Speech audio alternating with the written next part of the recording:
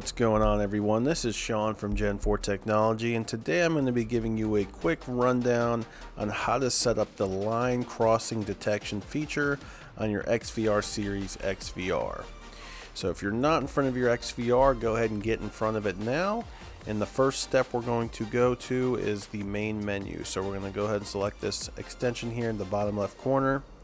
We're going to go to Setup, and we're going to go to AI.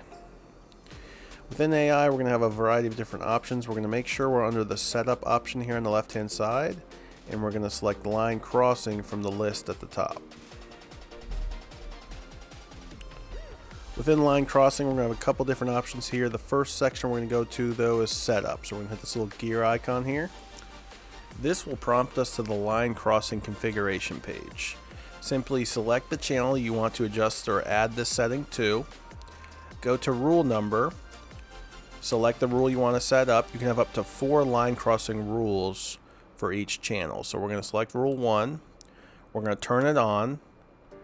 And then we're going to click to start the line. And then you can drag it however you want it. Click it to end.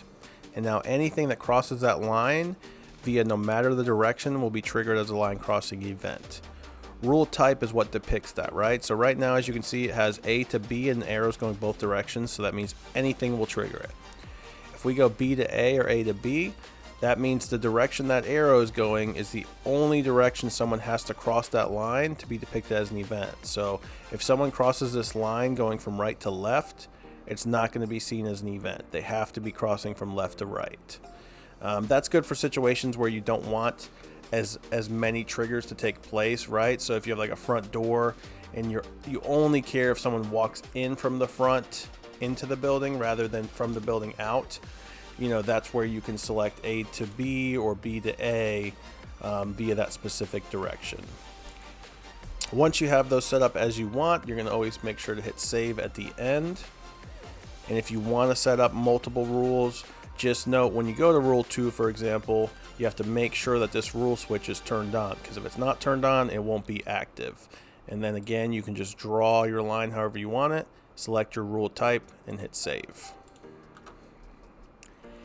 Now that we're configured, we can right click, go back one page, and then we want to make sure that this switch option is checked in. This switch option determines whether the feature is actually turned on or not. So you need to make sure that's on if you want line crossing to be active, and make sure you hit apply to save. Sensitivity, this just determines how sensitive the line crossing rule will be towards someone walking through it. So the higher you set this, the more sensitive it's going to be. The lower you set this, the less sensitive it's going to be. It's set to 3 by default. Typically that's a good point for most environments. Now that we're done with configuration, we can move on to our triggers, meaning what we want to happen when that line crossing is taking place. So we're going to go ahead and go over to this alarm option, and we're going to make sure we're on line crossing detection at the top. And I'm going to run you through what each of these trigger options do. So starting off, we have buzzer. Buzzer is just an option where you can have the XVR beep for a specified time, anywhere from 10 seconds to 1 minute, upon that line crossing taking place. Typically, you want this off because it can just be quite annoying if you have a highly active location. Alarm out. All this does is if you have any sort of external alarms connected to the alarm output, like a strobe light, a siren, a speaker, it will trigger that strobe light, siren, or speaker when that line crossing takes place. And latch time depicts how long that alarm output will be open until it closes.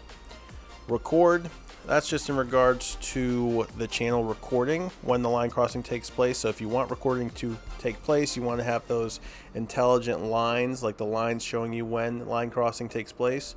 You need to make sure recording's checked in, and you need to make sure the channel you're on is highlighted into record. So we're on channel 1. We want to make sure channel 1 is highlighted in.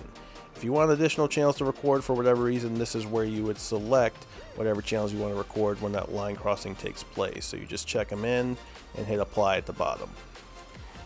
Post recording, that's just in regards to how many seconds or minutes the recording will continue after the event takes place. Show message, all that does is it shows a message on the right hand side of your live display. whenever that line crossing event takes place. Send email, FTP picture upload, and FTP video upload. These settings actually require you to pre-configure an email account and an FTP server within the network settings. Once you have those set up, you can utilize this feature and send an email to a specified email address or upload pictures and videos to a specified FTP server. Picture to cloud, video to cloud.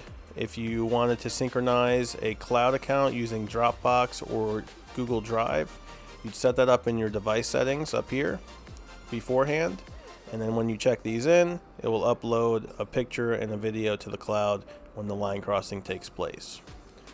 Full screen, all that does is when the line crossing takes place, it will pull the video feed full screen so you know something is going on, and it kind of spotlights it on your monitor.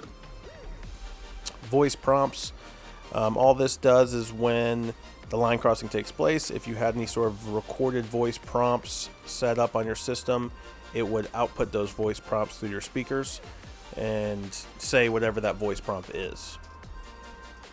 Once you have these configured as you want them, always make sure to hit apply to save, and that wraps up configuration of line crossing detection. If we right click twice to go out of here, I'll show you a few options here that are helpful when it comes to what we just set up. So first is show message. As you can see, a line crossing event took place here. So what will happen is whenever line crossing takes place and you have that show message turned on, it will populate in this list, and if you hit the play icon right in the middle, it'll take you right to playback. And as you can see, this card crossed the line we drew, so it will take us right to that line crossing event.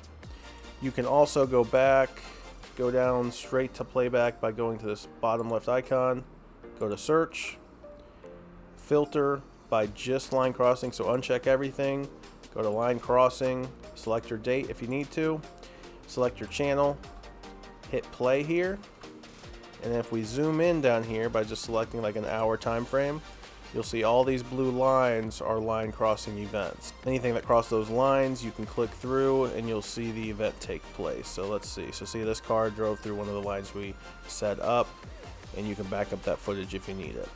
That wraps up this video. Thank you for tuning in. If you have any questions, please leave them in the comments below. Give the video a like, subscribe to the channel for future content, and have a nice rest of your day.